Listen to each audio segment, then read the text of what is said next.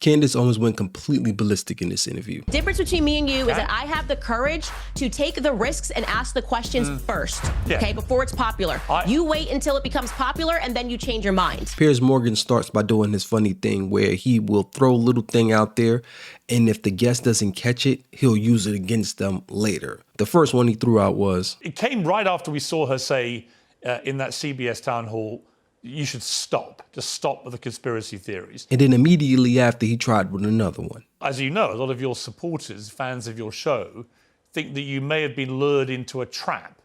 Did anything while you were there make you think you were being lured into a trap? His goal was trying to make it seem like all of her followers was just these crazy conspiracy theorists, and that she's pushing the agenda that TPUSA is murderers. I don't know that a lot of my fans think that I was being lured into a trap. I think ahead of time they had some concerns, obviously, because I think in general, after you see a public assassination and you start tracking so many lies that are happening, there's going to be an understandable amount of angst that people feel. And I certainly felt the angst as well. I've obviously been very clear that I am suspicious of some of the characters that are at Turning Point USA. So I totally understand why the public was concerned. Candace Owens played this smart here, and she actually caught on. Then they go into Erika Kirk, which is a complete psyop in itself. It shows you how funny the media is. So he asked a very good question. When you saw Erika, she was obviously angry about you in that CBS town hall. The podcaster Candace Owens, okay? At one time, a friend of Charlie's, at one time, an employee of Turning Point. She has been one of the main peddlers of these conspiracies, and she is making a huge amount of money on it. She is building her business off of these lies. What do you want to say to her and the other people that are putting these lies out into the world right now? Stop.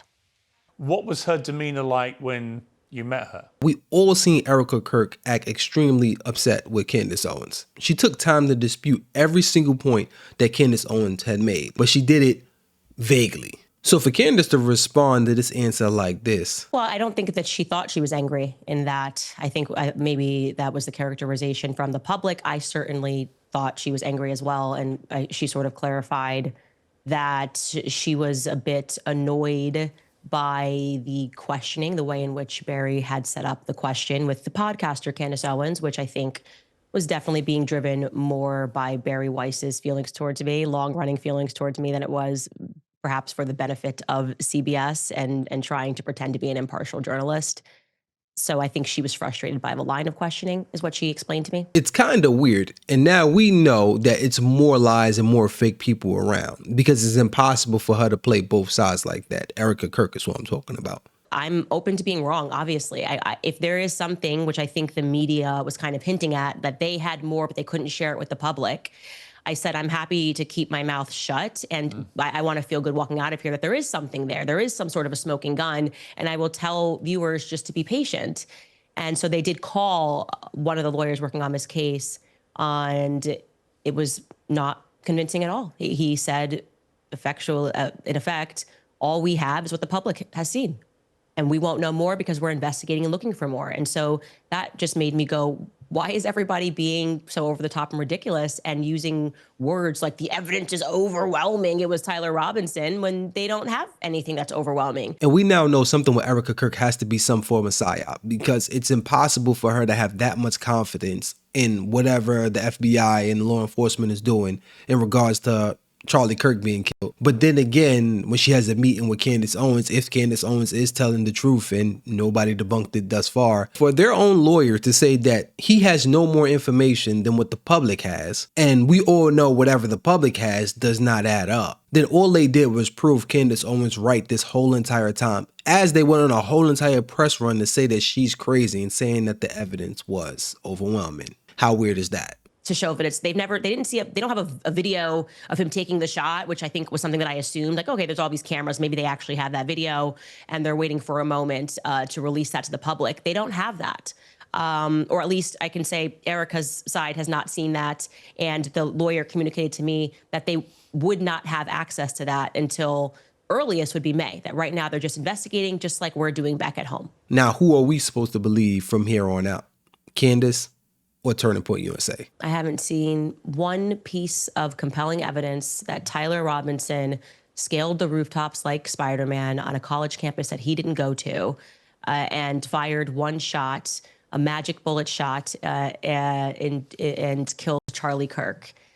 I have not seen one piece of compelling evidence. In fact, I've seen more compelling evidence to the contrary. Candace Owens never said that Tyler Robinson had nothing to do with it. She said that she don't believe he was a lone shooter. I do feel confident that he was involved in some capacity on that day. As I have said many times on my show, I was the one who broke the story that he was at the Dairy Queen throwing out clothes, a local Dairy Queen, throwing out clothes in a nearby cemetery.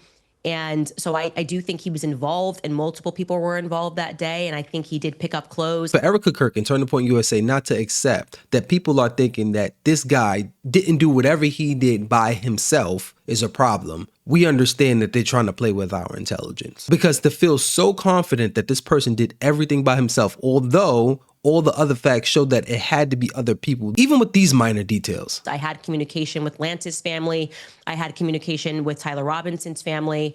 And for some reason, Lance is being protected, which I find to be very strange. His own family thinks he's guilty of more, and they find it weird that the feds kind of glossed over him, almost as though he was a Fed operative, like he was working on behalf of them. Somebody else was involved. You've put up a lot of theories, but a lot of them don't seem to have a clear conclusion from you about what you actually think happened. Piers Morgan actually embarrassed himself by saying that, because he just admitted that Candace Owens never ever said that her theories were facts. She's saying that these facts support her theory. Yeah, he messed up on that part. Who do you think killed him?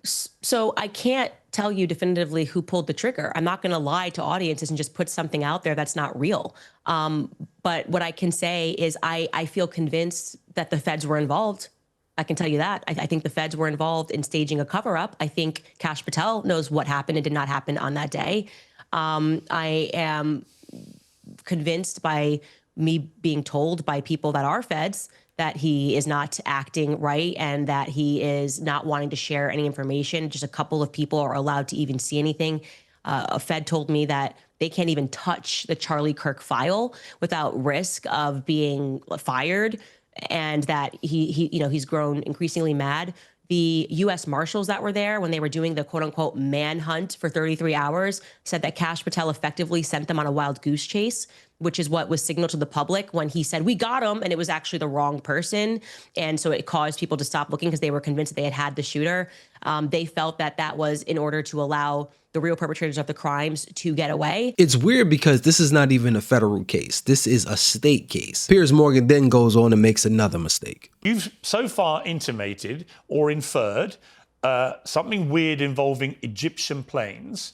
So, well, what's that about? You've inferred perhaps Israeli involvement in some way. You've certainly inferred a lot of Turning Point USA involvement. That's a lot of people getting involved here in the murder of Charlie Kirk, potentially. But what I'm really curious about is, given you've been all over all this and you've been airing all these theories, well, which one is it? It can't be all of these things. And this is where Candace Owens had a golden response. Of course it can be all of those things. And what's really ironic here is that there's a clip of Charlie in the last months leading up to his death where he speaks about the JFK assassination. And he says that multiple countries were involved, multiple people were involved, the LBJ was involved, the feds were involved. And he's correct. That is what it means. When there is a conspiracy, there are multiple people that are involved. Of course, there's not one person on a grassy knoll who shot JFK. Well, it might have been that. There are people who had to agree with it. There had people who would have had to. The Dallas police were involved. Candace, I'm answering your question. I'm answering your question. But my You're point asking, is, why aren't you just going to point to one person? That to me, even that seems like a part of telling people not to believe their own gut. Obviously, for this to have been pulled off, there had to have been multiple people involved. There had to have been people at Turning Point that were complicit in having this happen. Now, who knows what their motivations are? Doesn't mean maybe this person's like, hey, I'm going to help you. Hang on. Okay, let me stop you. Hang on. When you say obviously somebody at Turning Point, you are accusing right now people that worked with Charlie Kirk at the company he built, which is now run by his widow. You are directly accusing people in that company of being complicit in his murder, right? Yeah, usually when a murder happens, they know the person. That's how it usually goes. In fact, when it comes to murder investigations, the first person they look for is the spouse. or anybody that's close to the person. I want to just be very clear connecting that dot. So I said that when there is a conspiracy, of course, there are going to be multiple people involved. So applying that same logic to JFK, right? Knowing, as I do and as Charlie did, believe that LBJ was involved, which then implicates the feds as having been involved, which then implicates the Dallas police station as being involved. I believe Israel was obviously involved, that they were the ones that wanted him dead for saying that what is now AIPAC should have to register under FARA. So there's motive. There are people that have to be involved on the ground that day. There are people that have to be willing to allow the perpetrators to get away. There has to be media that's complicit, and that's what literally Operation Mockingbird was. Piers Morgan is losing this epically. It was established But you know the problem. to persuade You know the the problem, public. Candace. Here's the problem. Well, hang on. It was established. Yeah, but here's the problem with everything you're saying. In this massive You cover-up. keep saying, and this is where people think you're prone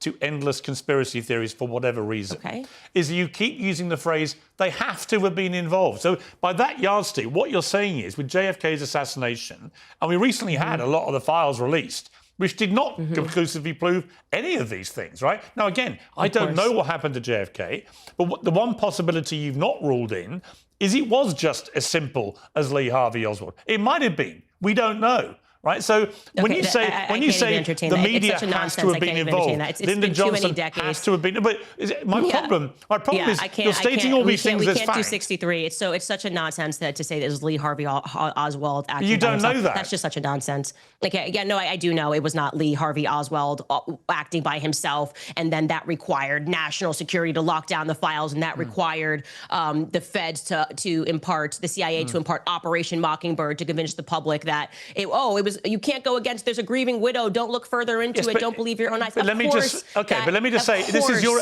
Candace. It was a grand conspiracy that killed JFK. Candace, I am going to say that confidently. And I just think we have to grow up. We have to grow up. We can't keep pretending Lee Harvey Oswald killed JFK. It can't be one person with JFK because they took a different route. LBJ was supposed to be there with him, and he chose not to be there with him. Right when he was about to take the shot, the car started to slow down. There was a lot of things that came in when it came to the shooting of JFK. So it couldn't have just been one person and one lone shooter. So Piers Morgan definitely embarrassed himself there. Now, going back to your point about Turning Point USA and the ridiculous idea that implicating, this is a $100 million organization. Yeah. Common sense, if this was not even a high-profile political assassination and this was just a guy who worked at a company that was $100 million, right? Common sense inquiry is, was there a financial motive for this person to be dead, okay? This is like Sherlock Holmes 101. I actually think that Candace spoke for all of us when she said, this is what I mean when I say that the public no longer trusts the media because you're acting us to be stupid. And we don't want to do that. We actually don't want to pretend